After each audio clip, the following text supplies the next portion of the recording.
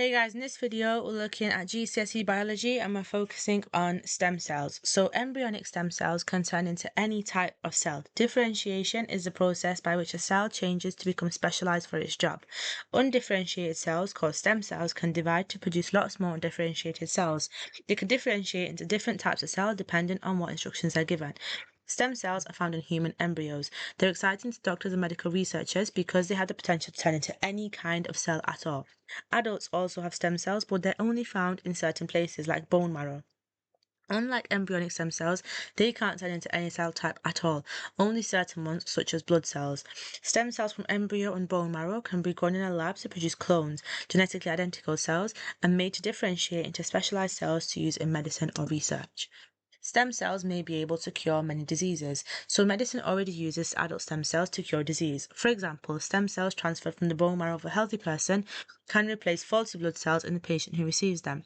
Embryonic stem cells could also be used to replace faulty cells in sick cells.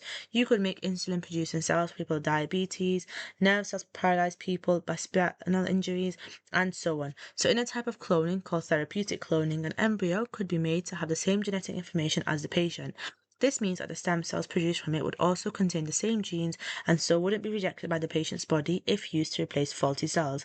However, there are risks involved in using stem cells in medicine. For example, stem cells grown in the lab may become contaminated with a virus, which could be passed on to the patient and so make them sicker. Some people are against stem cell research, so they are against it because they feel that human embryos shouldn't be used for experiments since each one is a potential human life.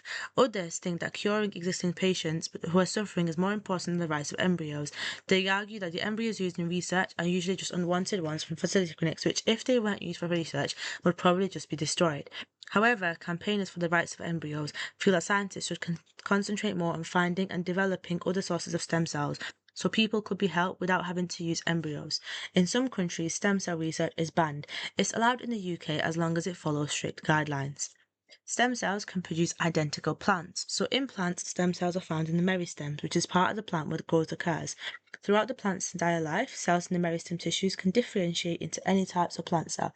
So these stem cells can be used to produce clones, which are identical copies of whole plants quickly and cheaply. They can be used to grow more plants of rare species to prevent them from being wiped out. Stem cells can also be used to grow crops of identical plants that have desired features for farmers. For example, disease resistance. So here's some quick recall questions to try.